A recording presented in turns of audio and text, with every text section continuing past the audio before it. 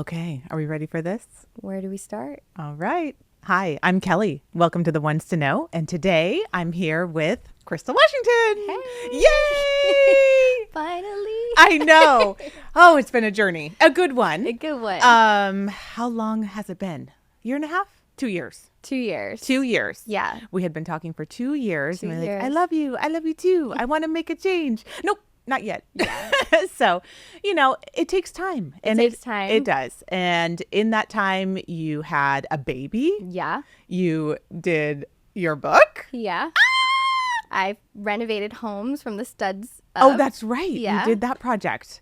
You're incredible. So let's go way back. Okay. How did it start? Because originally you were a journalist. Yes. So originally I was a news anchor reporter. Okay. I grew up on the East Coast and popped around for different contracts. And then I met my now husband, and we decided to buy our first investment property. It was the first home that I actually ever lived in. We purchased together, like a real house. Uh-huh.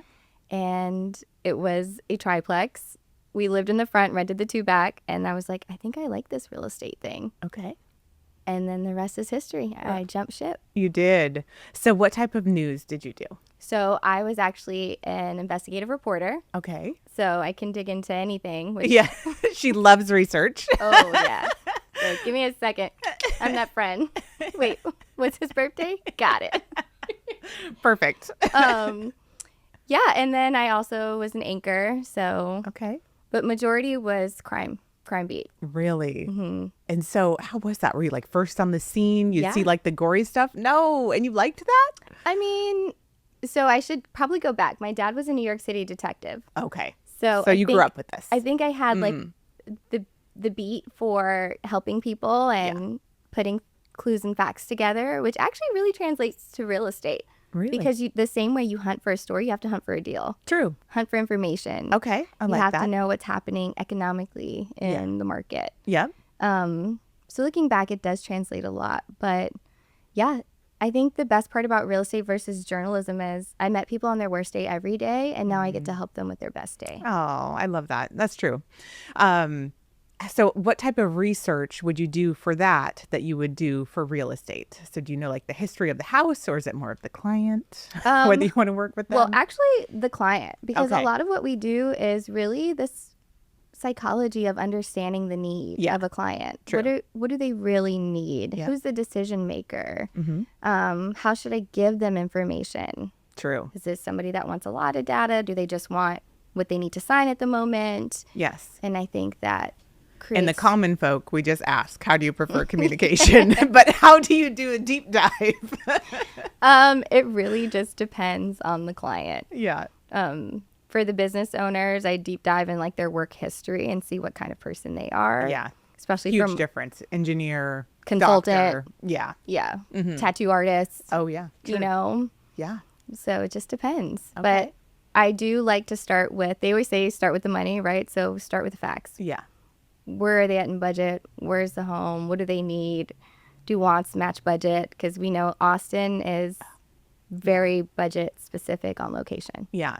So I know you kind of started in the investment realm when you purchased investment property here, but it is like you're saying, it's really hard to get something to pencil out here, like with Not anymore. taxes and value. So did you have to pivot your business from like investors to more, single family people that are, looking for their residence? How did you Yes. navigate that? Yeah, because nothing cash flows in Austin anymore. Like that time is gone. That ship has sailed. So really it started with investors, and they would pass me other people and first time home buyers that would make that property a rental and so on. And then it became, those people moved up in their careers, and then my husband got his MBA, and then we were networking in UT, and then I speak Spanish, and then we got a couple Austin FC players, and then the budget just kept going up. And now, exciting. it aligns with our brand, and Sotheby's was just the perfect move for that. Yeah. Good. Okay. And you have an assistant. And so how has that changed your business? Yeah, so I have Katia, who's fantastic. Yes. And she's she great. is a awesome agent in the works. She's doing phenomenal. Our team is fully bilingual. Nice. Leverage, right? We both have young boys, 2 boys apiece. So when I can't be somewhere, she is. And, we really understand that dynamic for our clients, because most of our clients have younger families too. Yeah. So we empathize because we're there and we're making sure it's a white glove service. Yeah, that's good. And what's interesting is I think I mentioned, we talked about a nanny in the past or something, and you're Yeah, like, no. no, I want to be there. I want to like raise my son. So I think that makes sense. But how do you navigate that? I mean, this business it's so hard to give everything that it's needed for a client as well as, family life and balance and then your own wellness and stuff. So how do you balance all of that? Well, I'm really good at time blocking. Okay. My kids are in school. Yes. We did have a nanny. But I also, when they go to sleep, I get back on my computer. Yeah. And that's just the phase of life that we're in. And we have Ashley, who's a phenomenal TC. We have Kat, we have myself. And between us three, we knock it out the park. So Nice. I'm grateful for the support. But you definitely can't do it alone in this phase of life. My kids are 2 and 4. Yeah. Yeah. It's wild. incredible. Yeah. It's wild. And I love all the videos. So, I mean, you incorporate them in your social media and your marketing. And I think that, that really helps people connect with the person that you are, both an agent and then a mom. So it's really good. So speaking of mom, I do want you to tell everybody a bit about this book because this story is amazing. And I know I'm putting you on the spot. You didn't know I was going to bring this. But I mean, when you shared this with me, it was just really, really sweet. And though I've never had this experience, I loved that you shared this experience that you went through. And so I'd love for you to share. Okay. All right. No tears on this podcast. So this book is called The Baby That Whispers from Heaven. And before there was Chasing Cruise, there was a little baby girl in my belly named Rose. Yes. And unfortunately, Rose wasn't able to come to the world. She had a very rare genetic disability that caused a lot of deformities. And we found out really late in our gestation. So through that mourning process, that was my first experience into motherhood, right? It was, we lit traumatic. a whole Ferris wheel up pink and then, oh no. It's heartbreaking. Yeah, but everything happens for a reason. And I truly believe had I not had that experience, I wouldn't evolve to the person or mother or human I am. True. Because with great loss, you really get focused on how to be present. The moment you wake up, you win the lottery. Yeah. You're wealthy. Yeah. And that's everything true. else is a byproduct of It changes whatever the joy. perspective. Yeah. Yeah. But it's not an easy way to do it. No. So when I spread her ashes with my husband, I kept getting this poem in my head. Before there was me, there was you. Oh. Before there was me, there was you. And I was like, man, why do I keep hearing this? So I wrote it down and I expanded it. And then this book was born right after the birth of my second son, Cruz. The moment he came out, I knew our family was complete. Yeah. And although that makes me sad because I was like, that girl won't come into our family right now. But the book, Angel Baby, whispers to the kids on earth, and it's a way to celebrate an angel baby and really incorporate that because a lot of families have a hard time speaking about kids that have passed or kids that didn't come. Yeah. And it's just a love note. It's a children's book. Yeah. And it talks about when you grow up, how the angel baby's always their guardian. And at the end, they meet across the golden gates, which is really sweet. So I'll have to show you that picture. And obviously, I believe in Jesus and God. So you see they're all reunited, which I really like. Yes. The best part about it is I didn't realize how many women needed this book. Yeah, I bet. Yeah, I think you've touched a lot of hearts with it. And yeah, I can't, again, I've never gone through it, but I can't even imagine having that conversation and trying to have the other children understand, and I think putting it in perspective of a guardian that's always a part of the family, always over their shoulder, someone that they can feel the warmth and love from, helps it not die in the mom's heart too. Yeah. And that it keeps it going. And when you're grieving about it, then the kids understand too. So. Yeah. Or even families that have lost children through SIDS. And I've had so many moms reach out to me and are like, this is a way that I can talk to my kids about the spirit realm or, that this person didn't just completely evaporate. Like somehow they're still with us in love. And I think that is probably what I'm most proud of. Yeah. Well, where can everyone buy this book? So this book is actually at Book People. Yay! It's on Amazon. It's at Walmart.com, BarnesandNobles.com. I self-published and it's been picked up all over the place. So yeah, it's funny how, God works. Sometimes it's just not what you plan. And then there was a whole bigger meaning to Yeah. all the things that we go through in life. Yeah. Well, congratulations. Thank you. I mean, in all that you do, I can't even believe you did a book. But I think it was, very needed, and you've touched a lot of hearts. So thank you for sharing that with me, because mine is signed. So yes. get it back. Oh, okay. No. And Okay. I think we'll definitely have like other variations of it. So working on another one. Are you? Yeah. So we'll see. Listen to that. Get ready. Pre-order. Okay. So back to real estate. Okay. You recently joined Sotheby's, which we're so thrilled about. Yes. How do you feel like that's going to impact your business? Because you really excel at marketing. I think you know how to communicate to the public, how to really get your message across because of your background in news. So how will you leverage our brand? So first and foremost, I mean, I'm so grateful to be here. Not everyone gets to be a Sotheby's agent, and I'm grateful that you guys were even... Excuse me. Sorry. It took forever, I know. but we're patient. Well, hey, in my defense, I was a baby factory for a little bit. But no, I'm grateful to be here at Sotheby's, and it's a global company. You are with the best of the best. We have a lot of friends here. Yeah. We've been doing transactions with this office for so many years. Yeah. I have been so impressed by just how seamless it is and how well I feel supported. Good. So when you say, like, how can you do it all? Now I feel like the sky's the limit. There's all these hands on deck and creative minds and just collaboration and truly the best professionals, in my opinion, in the market. I look forward to going to some Spanish-speaking countries. Oh, yeah. And leveraging that. And I just got an email. Did you get that about there's a group that was the Hispanic group that gets together? Remind me. I'm going to send that to you. Oh, amazing. Because there's a whole network within our global network that they all get together and do separate meetings. So you got to get a part to be a I part love of that. And then a lot of our clients that were investors, they've actually moved abroad.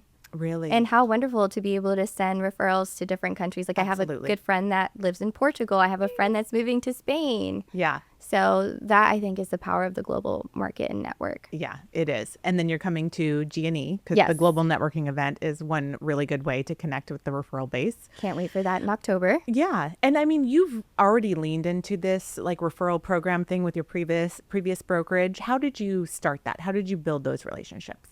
So the referral networking started with my old career, Okay. right? You have to move for each contract. True. And, my husband was in the Army, and you move every 4 years by nature of that business. Yeah. And keeping in touch with friends, clients, colleagues. Anytime someone moves, they come to us and say, hey, we're moving. Who do you know? Oh, that's and so great. yeah, I feel so honored, but also they know that they're going to get with a really good data professional they're not going to overbuy. When they have to move again, they're not in a bad spot. Mm-hmm. So a big part of my income is usually referrals. Yeah, I because know of that network. Because you said it's about a third of your business. Mm-hmm. I mean, that's so huge. I mean, a lot of agents aspire to get to that, but don't quite know how to get there because, they're working with their clients and databases here in whichever city they're in. And then they build a few relationships when traveling. But I do think it's a miss when we're not spending a good amount of our time building our business with the referral network. Yeah. So. And it's all in the relationships of the people that you worked with. Majority of real estate agents, this wasn't their first career. Oh, yeah. So being Almost able to, always. I know. Who said that? When I grow up, I And can't wait be to a be a broker. realtor. I don't know. Not it. Maybe but Jay. Probably. I was like, not it, but it's a great happenstance, Yeah.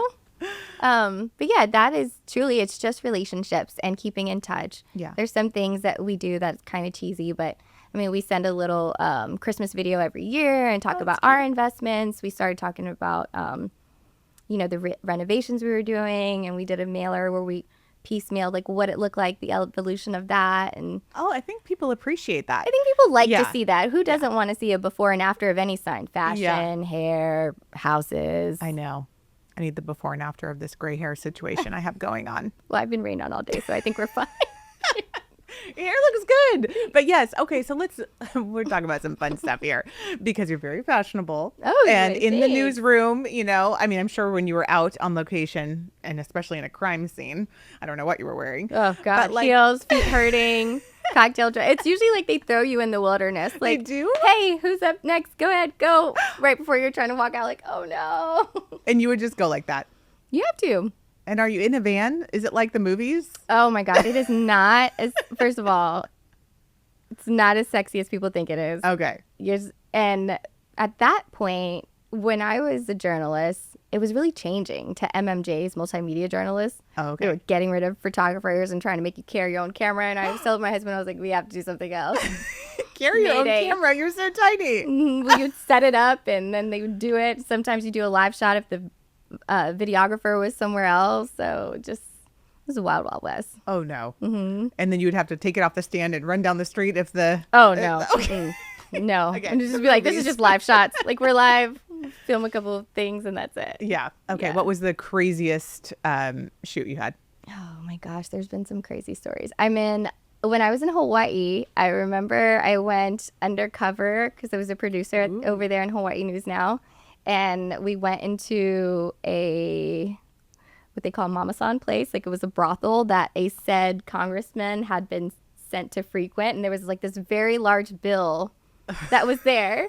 And my job was to go there and take pictures of like the menu. Like, there's no way he could have just gotten X amount of money in just this. And the appetizers math are like, isn't mathing. the appetizers are $12. What's happening here? Oh, no. Okay. So sorry. So you went in undercover. Mm-hmm. And what was it like? Very dark. And like, everyone's like, I don't want to sit here. Oh, yeah, I bet. Putting a napkin down. It's like, you guys, well, you know I'm a germaphobe, so I'm like, please don't. Fluffing things. Yeah. Oh, gosh. Okay. Not a germaphobe, but just like to be very clean. That's all. So that's the craziest news. How about craziest real estate? Because we get the same kind of crazy stories Oh my God. occasionally. What was the craziest? I have bad divorces. Oh, Yeah. those are always tough to navigate. Yeah. Bad divorces. Items that were not permitted. Oh. That, you had to structure a deal creatively that way. Yeah. Yeah, I think those are honestly, my real estate career has been really good to me. So it's not like showing up at a shooting.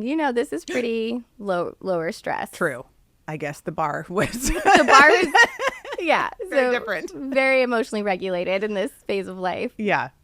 I got stung by bees. You haven't, like, no pet No pet? stories? No. Things that were missing, like taking out of the house that we agreed on, things like that. Yeah. But crazy divorce was like the craziest one. Really? Oh, Yeah, it was gosh. pretty wild. Did they end up signing together or had to sign separate? No, Did they sign it all? Yeah, they did sign. It closed. They signed. Oh, that's good. Yeah. One day you're hated, the other day they hate the other person. It's just Oh, I know. knowing that it's a really hard time for the client, and you really do your best to just Yeah. be there calm and get them through and usher them to that next chapter. And it's so difficult because if you talk to one of the parties and then you talk to the other one because they don't want to be on the same communication, but then communication gets missed where it's easier to have everybody on the same group, but they can't handle that without, losing their minds. It's extremely difficult. Now, you're on a group text pertaining strictly to this transaction. Yeah. And if they can't agree to that in the front end, then I've kind of learned my lesson that this is it's not going to be fruitful for anybody. Yeah. Yeah. That's true. Have you purchased, I know in your investments, have you purchased anything from like the auction or done any? Oh my goodness. Well, you got to remember, like, my family is second generation to the U.S. from Puerto Rico, which obviously is the U.S., but very different economics and, water, electricity and things like that. So New Eurekan, the first home that we purchased was a triplex. And it was, the first time that I had even experienced outside of apartment living. Okay. So wow, we've found flips through wholesalers. Okay. Yeah, I am not about, big transaction, small transaction. If the numbers make sense, we'll make it work. Yeah, that's good. And so how was being a landlord? Are you still a landlord? I am still a landlord. Yeah, I thought we so. still have some investment doors. Honestly, that is the retirement for real estate agents, I agree. right? If it's you're the not best buying property. way. Yes. But again, it's hard to get it to pencil out. But getting multiple doors helps the numbers usually. So how do you like being a landlord? I actually have gotten really lucky and love my tenants. When I first started, the first home we purchased, I was like 27. So I remember we had this older lady. Her name was Miss Margie. I don't even know if she's still alive. She was pretty old at that time. And she goes, I have socks older than you, honey. Oh. And I said, yes, ma'am, but you're still paying us rent. Oh, and I want to make sure that we're able to take care of you. So yeah, I think it just comes down to the mutual respect of other people. absolutely. Yeah. So Um, there's never any like ego involved with me for a $200,000 deal, $2 million deal. I'm like, at the yeah. end of the day, we want to usher them the same way. I love that you sell to everybody. Mm-hmm. And like sports has been a big thing. Yeah. Representing developers has been a part of your business. So where do you see it going? What is the rest of 2026 and into 27 looking like? Oh my goodness. So more luxury deals for Yes. sure, just by nature of the clients that we're working with right now. Nice. And I see the rest of 2026 being really ingraining ourselves in the brand, Okay. getting to know other people in different offices. Yep. And yeah, we would always love to break a builder. I think Austin has it could improve on quality when it comes to construction Yeah. a lot. Mm-hmm.